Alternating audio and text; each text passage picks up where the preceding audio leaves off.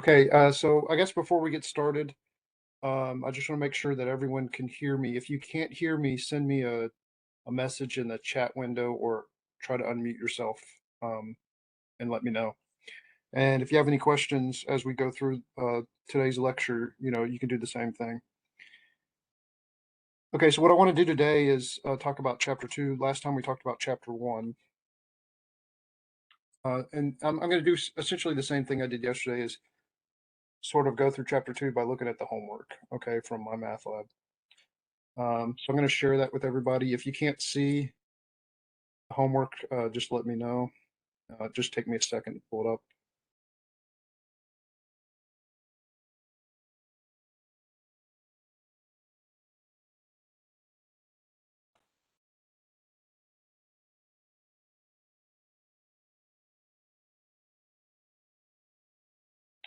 Okay, so the first section that we're going to go over by the way, chapter 2 has 4 sections in it. And essentially, chapter 2 is about how we organize our data, different ways of organizing our data. Okay. And the first section is probably the most common way, which is what we call a frequency histogram.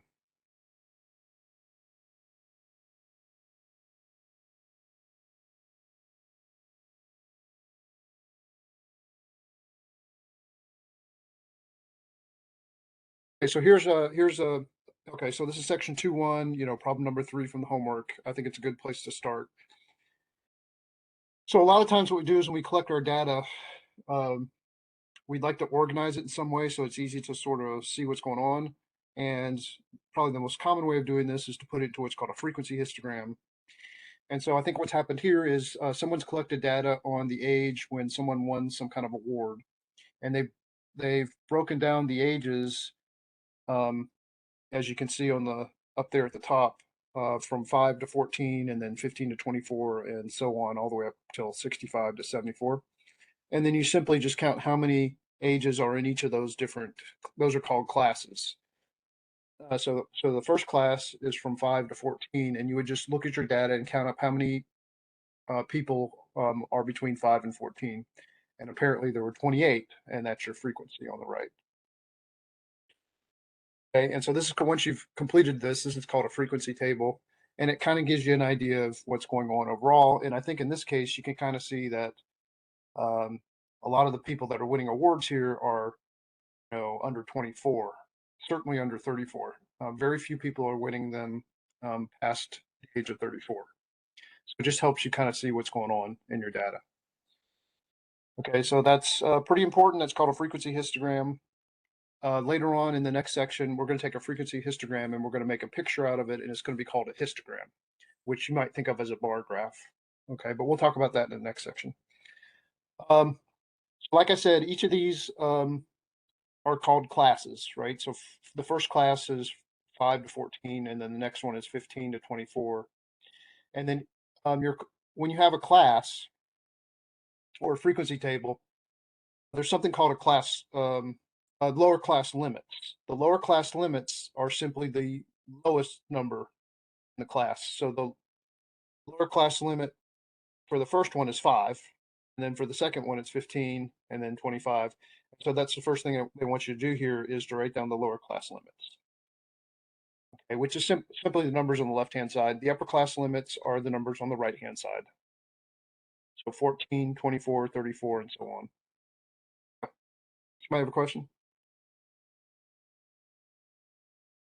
Okay. Um, and then they want us to identify what's called the class width. Now, you got to be very careful about this. The class width would seem like, since 5 to 14 is a class, that the class width would be sort of the distance between 14 and 5. So if you said 14 minus 5, you get 9. That's not how we define a class width. Class width is distance from lower class limit to the next lower class limit. So it's the distance between 15 and 5, which is actually 10. So be very careful about that. The class width is the distance from one lower class limit to the next lower class limit. You can see that's the case, right? You start at 5, that's your first lower class limit, and if you keep adding 10, you'll get to the next one. right? 15, 25, 35, 45, 55, 65. By the way, you could also do this on the other side with the upper class limits. 24 minus 14 is also 10. One thing you don't want to do is look at the first class and say 14 minus 5, which is 9. That is not class width. That's not how we define the class width. So be careful about that. The nice thing about the class width is notice that once you get like one of the lower limits, like lower class limit is 5, you just keep adding 10 to get the rest of them. That's the same thing with the upper class ones. Once you know 14 is an upper class limit, then you can just keep adding 10 to that to get the others. Okay. Then we have something called class midpoint. The class midpoint is if you take the very first class here that goes from 5 to 14, the class midpoint is the number exactly in the middle between 5 and 14. And of course, the way you would find that number is you would add those two together. So you'd say 5 plus 14 and then divide it by 2. So 5 plus 14 is 19, and then you say 19 divided by 2, and you get 9.5. And so that's the first class midpoint. And then the next one would be the number in between 15 and 24. So on your calculator, you would say 15 plus 24, which is 39, and then you divide it by 2, and you get 19.5. But again, the easy way to do this is once you know the class width is 10, you can just add 10 to 9.5 to get to 19.5. And then if you add 10 more, the next one's going to be 29.5. So that's the next class midpoint. And then, of course, the last one would be 69.5. That's the midpoint of the last class. If you add 10 more, you'll go to 79.5. And obviously, you can't go to 79.5 on this table. So you'd stop at 69.5. Okay. And then the other thing here that we want to talk about is what are known as class boundaries. Notice that in this particular frequency table, the way the person has established the classes, you notice they started at 14. I'm sorry, they started at 5 and went to 14. And then they picked it up when they went to the next one, they picked it up at 15. Well, if you're being very picky, someone could be a little bit more than 14 years old, but not quite 15 years old. Like I could be 14 and a half years old. And so technically, this table doesn't tell you where to put that person. So it's nice to find the number in between 14 and 15 and use that as what we call a boundary. So we know which side, which class to put it in. So class boundary between 14 and 15 is the number in between, exactly in between them. So if you say 14 plus 15, which is 29, and then divide that by 2, you'll get the number in between them. So 14 plus 15 is 29. You divide that by 2, and you'll get 14 and a half. And so 14 and a half is called the class boundary. And so if someone said, I'm 14.2 years old, I would put them in the first one, first class. But if they said they're 14.7 years old, then I know to put them in the second one. Okay, and so those are called class boundaries. The first one you can see is 14 and a half.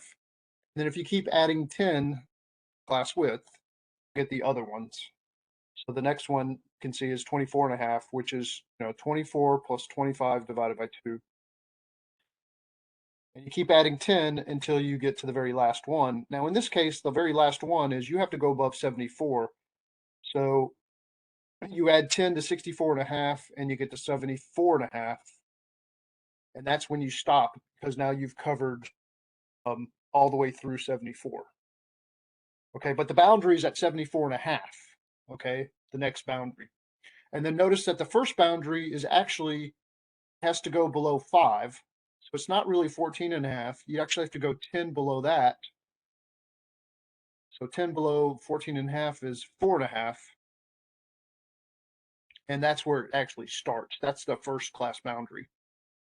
Because you have to contain a 5 and you also have to contain 74. So you have to start before 5, which would be 4 and a half, and you have to end after 74, which would be 74 and a half. okay? And those are called the class boundaries. Okay, and then the last thing they ask us on this particular problem is, how many total individuals were in the survey? And you could just add up the frequencies over here. So you just add up, 28 plus 32 plus 14 plus 4 plus 6 plus 2 plus 1. You would add up those numbers and you would get 87. So that's the total number of people in your sample. Okay. Does anybody have any questions at this point about anything?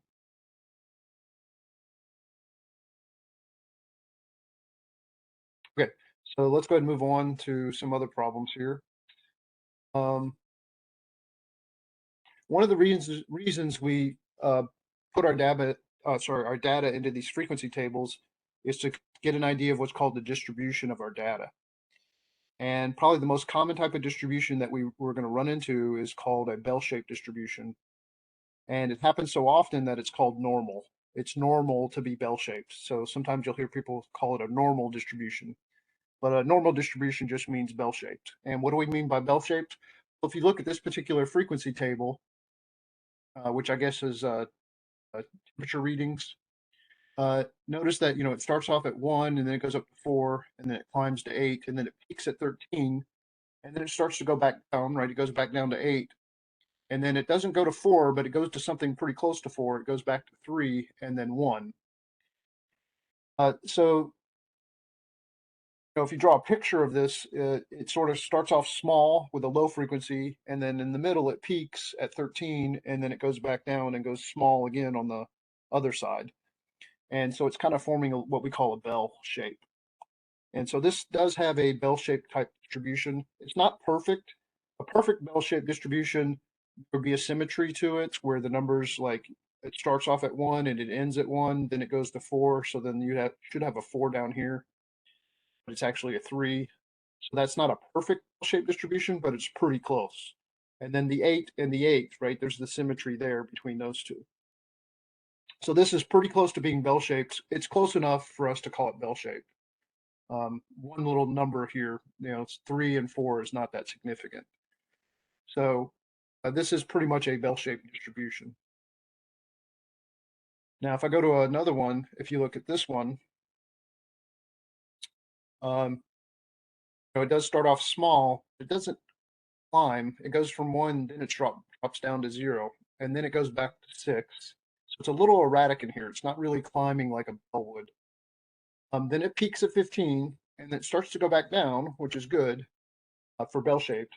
And it goes down a little bit more here. So this side is a little more like a bell-shaped. The problem is this part up here. It's not climbing up to 15 like a bell would, a bell-shaped would. So we would not call this a bell-shaped distribution. Now, if it went from 1 to 6 to say 9, and then 15, then maybe we would consider this to be bell-shaped. But it starts at 1 and then it drops to 0, and that really ruins the bell-shaped distribution that we're looking for. Okay, so this one does not appear to have a normal distribution.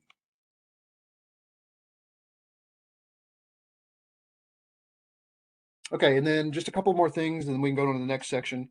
What happens in the real world is you collect your data first. So this is an example where we're trying to mimic the real world. You actually collect your data, and I guess this is the BMI values of 20 randomly selected females. Of course, you would have to decide what your classes would look like where are you going to start, what's your lower class limit going to be, what's your upper class limit. Once you decide what these are, then you can count up how many of these numbers land in each of the particular classes, right? So they've already established what the classes look like here, so you don't have to do that, but you do have to count up, like the first class goes from 15 to 20.9, so you would want to count out how many of these numbers land in between those two numbers, and apparently there's 3 of them. Okay, and so I'll let you do this, but that's what would happen in the real world, right? You'd have your raw data first, and then you'd have to create your frequency table afterwards. By the way, this does not appear to be bell-shaped. It starts off at 3, and it jumps to 9, which is a little too soon. The 9 needs to be in the middle where it peaks, right? It's peaking too soon for it to be bell-shaped. It does go down on the right-hand side, but the problem is that the place where it peaks needs to be kind of central in the middle, and it's not. So this would not be bell-shaped. Of course, this is another example of creating a frequency distribution. I'll let you look at this a little bit more, but basically this one, instead of having like, here our classes are simply numbers, right? So they're just single digits. So the first class is a 0. And so you just kind of how many zeros there are, there happens to be 9 of them. And so you could also do that if you wanted to, depending on the situation. In this situation, it makes sense to make your class a single digit. But in most cases, our classes span from a lower limit to an upper limit.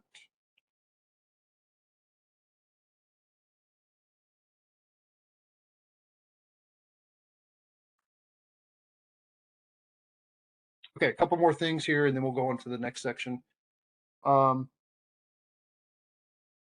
There's also, this is not as common, okay, but you can also create what's called a cumulative frequency distribution. And if you do a cumulative frequency distribution, what you do is, notice here on the left-hand side, this is a frequency distribution on the left. And I guess these are the ages of actresses when they won their awards. Notice that, 25 women won the award between the ages of 20 and 29, and then 37 between the ages of 30 and 39, and so on. That's a frequency table. If you want to make it a cumulative frequency table, then what you want to do is you want to create a table where you start off and you say, okay, we're going to look at how many were less than 30. And of course, less than 30 would be the 25 people that are between 20 and 29, right? And then you just continue to move up. By the way, the class width here is 10 because it goes from 30 to 20 and then 40 to 30. The width there is 10, right? That's your class width. And so if you go up by tens, so we're going to start out with less than 30, and then we'll go to less than 40. Well, how do you decide how many are less than 40? Well, less than 40 would be the people between 20 and 39. So the first two classes here, right? You would just add those together. So 25 plus 37, and that gives you 62. And so you just keep doing this. Less than 50 would be all the people in the first three classes. So 25 plus 37 plus 13. And when you add those together, you get 75. And notice all you're doing is you're adding the next number. So from 75, you would add 3, and that gets 78. And then the next one, you would have to add 6, and that gets you to 84. And then you add 2 more, and that gets you to 86. And then the last one, you would add 2 more, and that would get you to 88. And that's the total number of people in the frequency table. So that's called a cumulative frequency table. We don't use that very much, but if you, for some reason, wanted to see how it accumulates as you progress through the ages, then this would be a nice table to do that in. Okay, so last thing I want to talk about in this section is you can also create what's called a relative frequency table. And I'll be honest with you, a relative frequency table is probably the most useful of all the tables that we've talked about. So here's an example of that. This is basically a grade distribution for a particular class. Apparently 2 people got an A, 15 got a B, 18 got a C, 6 got a D, and 3 got an F. So that's your frequency table. Okay. And so what we want to do here is create what's called a relative frequency table, starting with the frequency table, right? Given the frequency table, we'd like to create a relative frequency table. And so the way you do that is first have to decide, add up the total number of people that are in the class, which is just simply adding up all the frequencies here. So if you add up all these numbers here, so 2 plus 15, which is 17, plus 18 more, which is 35, plus 6 more, which is 41, plus 3 more is 44. So there were 44 people in this class, and only 2 of them got an A. And so we want to know what percentage is that. That's what a relative frequency table does. So to do this, I'll go ahead and show you on the calculator. Let me share this with you. I'm going to take the 2 people that got an A, and I'm going to divide it by the total number of people of the class, which is 44. So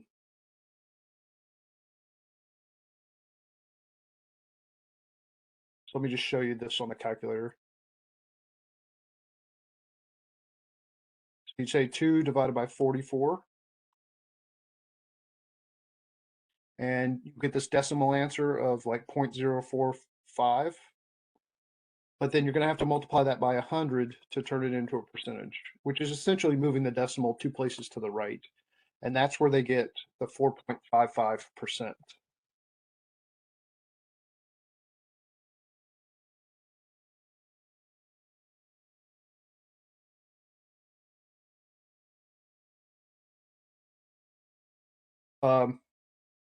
Can everybody see? Let me know if you can't see the original problem, because I don't know if I'm trying to share back to that problem. I showed the calculator and then I came back to it. So let me know if you can't see it, the original problem. But anyway, so the next one,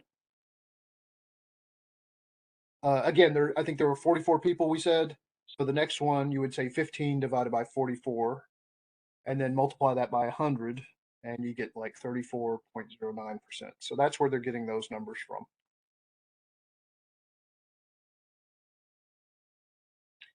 And by the way, when you're done doing this, right, you do this for each particular one, right? So the next one would be 18 divided by 44 times 100. That give you the 40.91%. And then the next one would be 6 divided by 44 times 100. That would be 13.64%, and so on.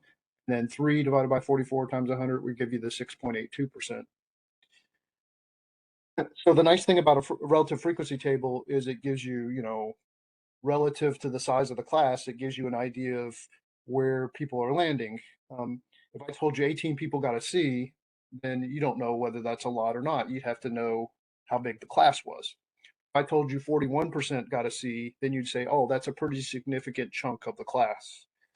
And so I think a relative frequency table gives you a little bit better idea of what's going on. Okay.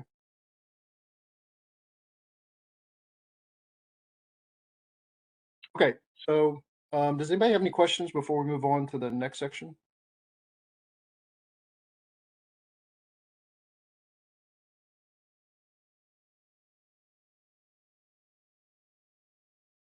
Let me pull up the chat window because I can't see it right now.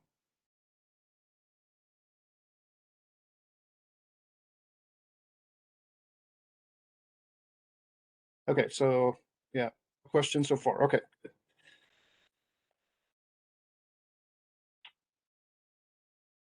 All right, so let's go on to the next section. In the next section, we're going to talk about histograms, which are essentially just taking frequency distributions and making a nice little picture out of them.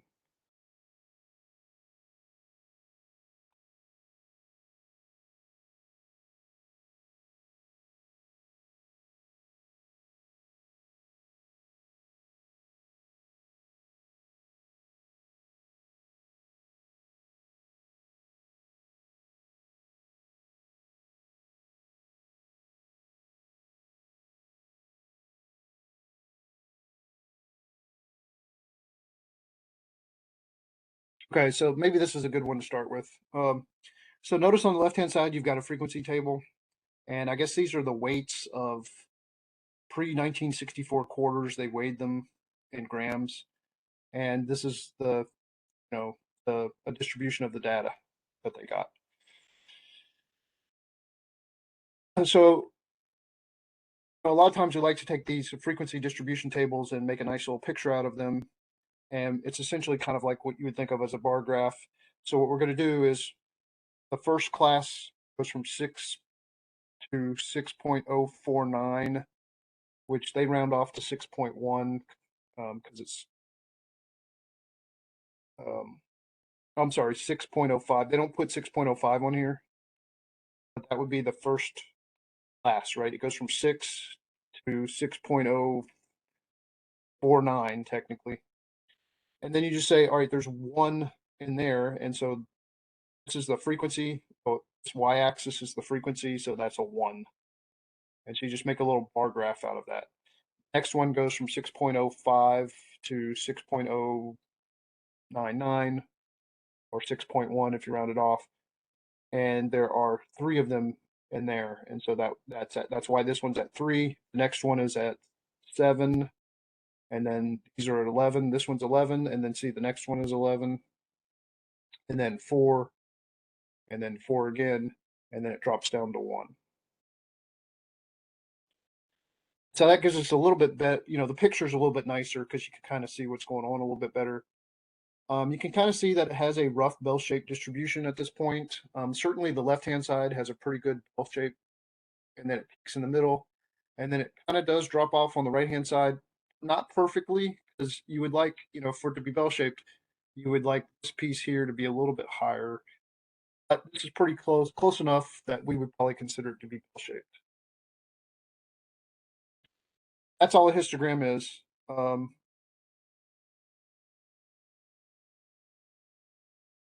Picture of your frequency distribution. So I'll let you look through some of these. Some of them aren't bell-shaped, like this one here. Here's your frequency table, and note it starts off at 14, and then it drops to 13, and then it drops to 9, and then it drops to 5, and then it drops to 3. So this is nowhere near bell-shaped. In fact, this has what we call a tail to it. It tails off to the right, and so that's called a right tail or right skew. It's skewed to the right because it tails off to the right. This one, you see the one that says D, if it looked like this, which it doesn't, but if it did, that would be a left skew. It tails off to the left. Then B, if it looked like B, which it doesn't, that would be sort of bell-shaped. A is what we call sort of almost a uniform distribution. They're almost all the same. If they're almost all the same frequencies, then that's called a uniform distribution.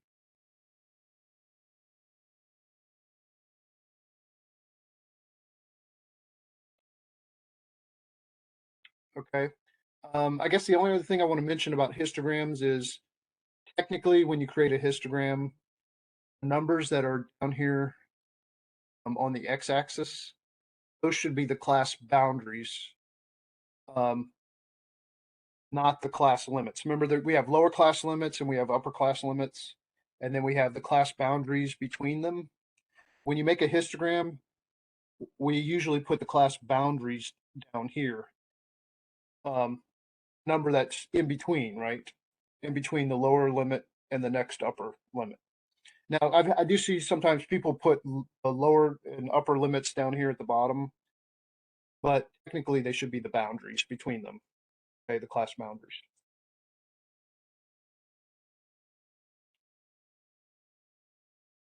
Okay, so I think that's pretty much this section. There's not a lot more to it than that. So before we go to the next section, does anybody have any questions about that? About histograms? Let me pull up the chat window and check here.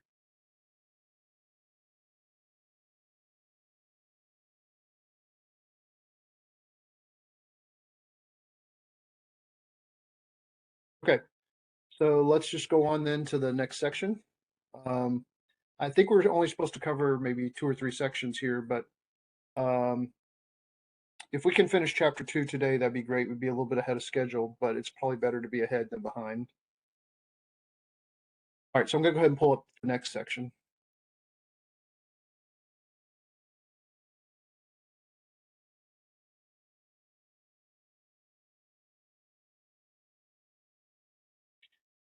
So I guess 2.3, I guess I would describe it as just there are other ways of displaying your data. Like the histogram is the most important. Okay, that's why it has its own section. Usually we create a frequency table, like we collect our raw data, we put it into a frequency table, and then we make a histogram out of it just to give it a nice little picture so we can see the distribution of the data. So histograms are probably the most common way by far of visualizing what's going on with our data. But there are other ways, and that's what this section's about, okay? So, and some of them are just very convenient. They're not necessarily what I would call professional methods, like histogram would be considered a professional method. But there are others, okay? This one I would not consider professional, but it'd be quick and convenient and nice and easy. It's called a dot plot. So what someone did here is they measured the volume of different soda cans, how many ounces are in them, and this is your raw data over here. They just want to quickly get an idea of what's going on, what the distribution looks like. And so one thing you can do is create what's called a dot plot. And all you do is put a dot for every number that you have over here. So like, which one's the correct answer? D. So notice what they've done is you've got, 50, 60, 70, 80, 90 down here. And at 65, it appears to be maybe 3 dots. So there must be, let's see, 1, 2, 3 65s, right? And so they put a dot for each 65.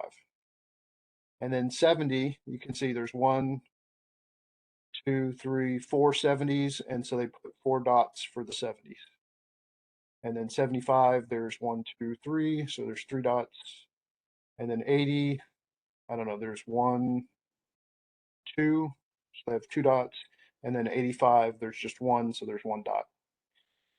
Now, I wouldn't, oh, by the way, there's also one that's at 50, right? I missed that one. There's a dot over here at 50. Anyway, that's called an outlier because it's so different from the rest of them. It's if you have one data point that's different, very different from the rest of the data, then we usually call that an outlier. And sometimes we ignore outliers if we think it might be a mistake.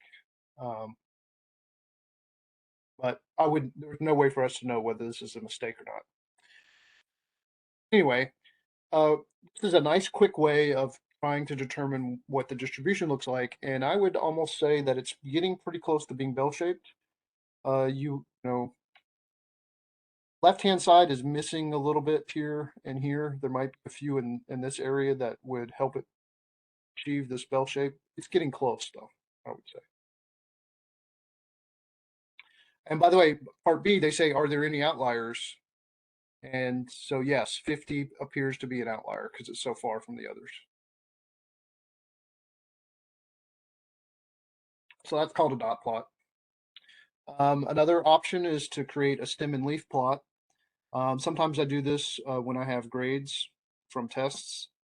And essentially all you do is like, these are the grades 67, 73 on up to 100. If you want to kind of get an idea of what the distribution is, what you can do is you can take the first digit, which is like a 6 here, and call that a stem. And then the next number is a 7, and that's going to be called a leaf. And so you can see C is the correct answer. First number is 67, the stem is 6, and the leaf is 7. And then the next one is 7, so that's the next stem. And then we want to go in order. So 73 is the next number, so that's why they put a 3, and then there's a 75, and that's why there's a 5. So this represents 73 and then 75. And then 80, we go in order. So 86 would be first, and 88, and then 89, and then there's another 89. If there's more than one, you have to put 2 9s. If there were 3 89s, then you'd have 3 9s for your leaves, okay, or leaves. And so apparently you got 90 and then 98. Again, they're going in order. So 90 is first, 98 is second, and then 100 make the stem 10, and then the leaf would be just the 0. Okay, again, I would not consider this to be a professional way of displaying the data, but it's very quick and convenient, and you can see that it's perfectly bell-shaped in this case. So it gives you a quick idea of the distribution, which is kind of what you want to know about your data. That's one of the more important things about our data, is getting to know what the distribution is. That's called a stem and leaf plot. This is another stem and leaf plot. I'll let you look at that one.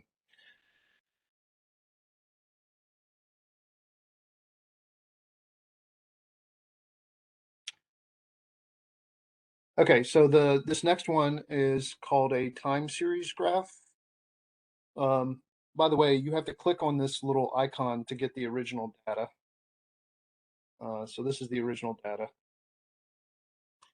And this is the median earnings for what they've done is the percentage of uh, what percentage do women earn relative to men by year. So in 1989, apparently women earned about 59% of what men earned as for their average salary. And so this is perfect for a time series graph. What you do is you're going to put the year on the x-axis and then the percentage that women earned relative to men on the y-axis. And so you put a dot for each of these. So 1989, right, which is right here, and then 59.2 is going to be on the y-axis. It's like an ordered pair. You just put a dot there. And they do that for every one of these. So you have however many dots, and then you connect the dots with the blue lines, and you draw a straight line from each dot to the next dot. And so it looks jagged for that reason, but that's just how a time series graph works.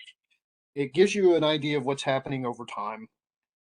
So here you can kind of see that it looks like, it starts off really low, and then it does go up pretty quickly, and then it stagnates for a few years. And then it really jumped up in the late 90s. And then for some reason, it crashed pretty badly um, somewhere between 1997 and the year 2001 or so. And then from there, you can see that it has skyrocketed from there up until the year 2005. So it just gives you an idea of what's going on overall.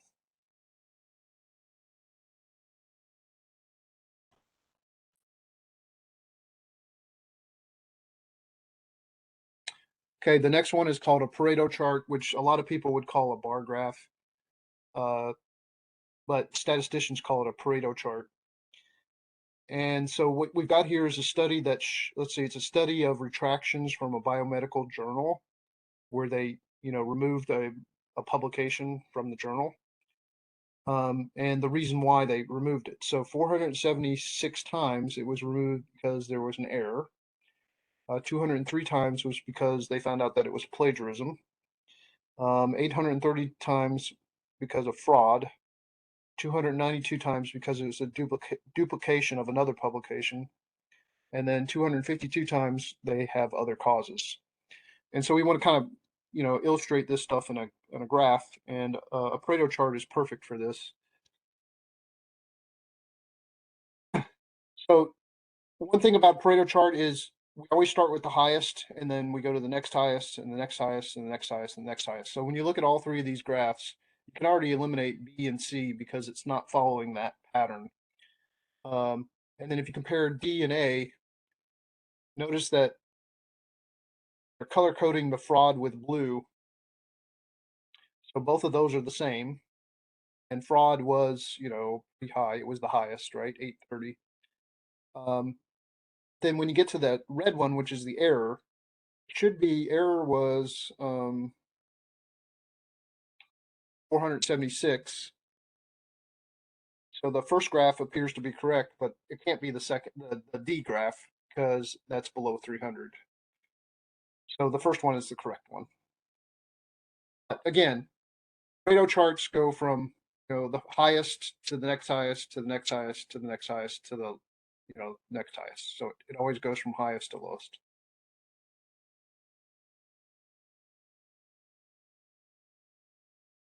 One other thing just to mention, I don't it's a big deal. In a histogram, these little bars would be connected, but in a Pareto chart, there's a gap between them. And the reason there's a gap is because this is qualitative data. But on the x-axis, you don't have numbers down there, you just have qualities. And so there's no way to create like class boundaries and connect up the bar graphs because it's not numerical. Okay. So there should be a gap here because it's qualitative data. You can also put these into pie charts, which I'm sure you've seen before. Here's a Pareto chart for this particular data. This is like a study was conducted to determine how people got their jobs. 400 people were randomly selected, and this is how they got their job. 42 from a help wanted ad, 72 from an executive search, 299 from networking, and 18 by doing mass mailing. Okay, and so this is the Pareto chart for that data. Technically, there should be gaps between these little bar graphs. Didn't do that.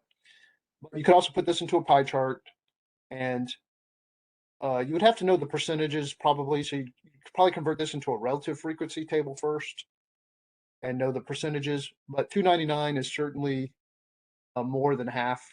And so you can see that that takes up more than half of the pie chart. And that's the biggest one, right? The 299 would be the networking. And then the next biggest one should be the executive one, which is at 72. And it appears to be about less than a quarter, even, yeah, maybe 1/8 of the total pie. That's why you don't create a percentage, right? If you create a relative frequency table, then you know the percentage and you can make a better pie chart.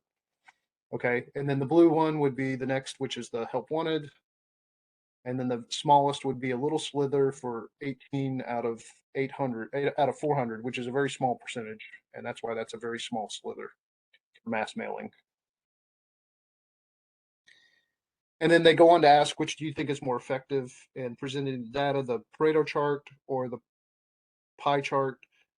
And I would agree with him. I think the Pareto chart gives me a better sense of what's going on. It's easier to just kind of digest what's happening here by looking at the Pareto chart.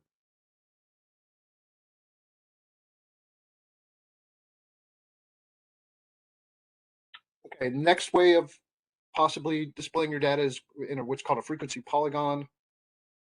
Notice over here the frequency table is the ages of people who subscribe to a certain print magazine.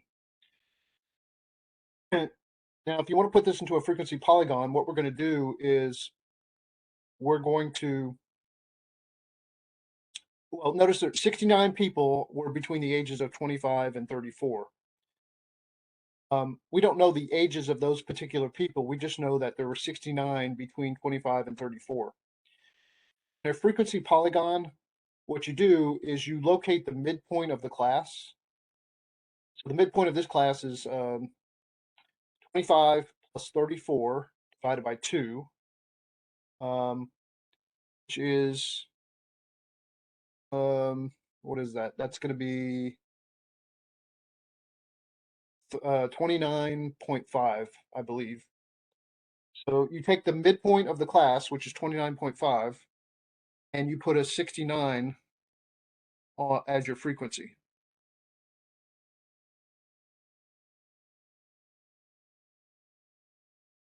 So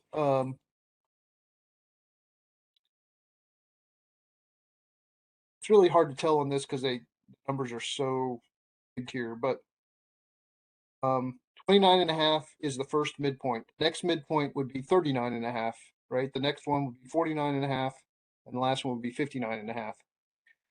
So it's either going to be D or A. But notice A at 29 and a half, it's supposed to be 69 people, right? So that appears to be correct. Over here, it's much too big, right? At 29 and a half, that's way more than 69 people. So D does not look to be correct. And it can't be B or C because we're talking about the midpoints, which are like 29 and a half, 39 and a half, 49 and a half, and those aren't even displayed here. So I don't think it's B or C. But then you can see what's happening. So at 29 and a half, we should have 69 for our frequency. And then 39 and a half, which is the next midpoint for that class, you should be at 124. And that's where they put this dot. So again, this is 29 and a half. This is 39 and a half. And then that's 124 that way. And then the next one is 39 and a half. So would be right here. And you want 712. So that appears to be correct. Then the last one is 59.5, which is right here at 656, right? So that appears to be correct. Now, one other thing about the frequency polygon is you're supposed to start off at 0 and end at 0. And so what they did is, notice the class width here is 10. 35 minus 25 is 10, right? So the class width is 10. And so if you go 10 above this, or the first midpoint is 29.5. If you go 10 before it, 19.5. And there weren't any people at 19.5, right? And so that's why they started off at 0. And then you've got to end at 0. So the last class midpoint is 59.5. If you go 10 above it, you'll be at 69.5, and there are no people at 69.5, and that's why they put a dot there at 0. Okay, so that's how you create a frequency polygon. Then they ask you whether it's skewed left or right. And you can see that it does tail off towards the left, right? Small towards the left. So it's tailing off towards the left. And so that's left skewed.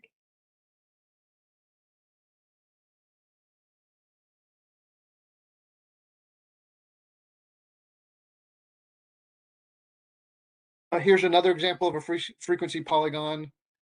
This one, though, we don't need to worry about the midpoints because this is just what they did is that, you have tornadoes that are rated from, I guess, F0 to F4, and they just counted up, they took a sample of tornadoes, and this is the frequency distribution for them. And we don't need to worry about midpoints here. We're simply, if you create a frequency polygon for this, you're simply going to put it at the number that it's at. So for 0, you're going to have a frequency of 23. So 0, what's the correct one? D. So 0 is at 23, right? And then the next one, 1 is at 17. And then the rest of them are at 1, right? 2 is at 1, 3 is at 1, and then 4 is at 1. And then again, you have to start off at 0. So they go 1 prior to 0 would be -1. They put a 0 there. And then they go to 5 and put a 0 there as well. Okay. So you have to begin and end at 0 again with a frequency polygon. Okay, and then one last thing, and then we can call it a day. Oh my goodness. Ask a question, Sierra? No, sorry, I'm late. Yeah, go ahead. Like very late. I didn't check my email fast enough. Okay, that's all right. I went ahead and recorded this. So what you can do is, if you just showed up, is after I recorded, I'll send you an email with the link, Okay. and you can just watch it. Can you send me the video from yesterday too? Yeah, I sent it out in an email last night to your MyMathLab. Have you signed up for MyMathLab? No, I haven't yet. Okay. I'll have to send it to the Lone Star email. That's the only one I have. Okay. But once you sign up for MyMathLab, you have to put an email in, and so from one after you sign up for MyMathLab, I'll start sending it to your MyMathLab email. Okay. Okay. Okay. I guess one last thing, and then we can call it a day. Sometimes people are very deceptive in the way they present data to skew it towards some agenda they might have. And so here's an example of one. This is, I guess, the teaching salaries of women and men at private colleges and universities. So the correct graph, if you look at the bottom, is B, right? The one in the middle. So it appears that women are averaging 60,000 during the time of this survey, and men are kind of between 60 and 80, so about 70,000. Okay, that's their average annual salary at these private colleges. What someone did though is when they put it into a magazine or printed it for the public, is they didn't start off at zero. Notice the one at the bottom starts at zero and goes to 20,000, then 40,000, 60,000, and 80,000. That's a fair representation of what's going on. What they did is they started at 50,000 at the bottom, right? The top graph. They started at 50,000. They went to 60, 70, and 80. So it makes it appear, by doing this, it makes it appear as if it's more than double the amount, which it's not. It's higher, so men are making a little bit more. It's not double the amount, right? It's like 10,000 more. But by chopping it off at 50,000, it makes it appear like it's more than twice as much. So that's just a sort of a deceptive way of presenting data, and we don't want to do that. Statisticians want to present data in a fair way without having an agenda involved in it. Okay, so a fair representation of what's going on would be the one on the bottom. Okay, so anyway, having said that, I think we have maybe 5 minutes left. Does anybody have anything they want to go over? Questions about anything?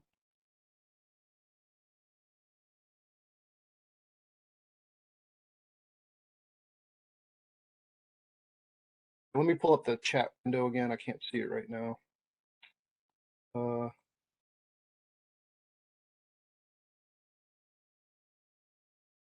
Okay, well, if nobody has any questions, I guess we can call it a day.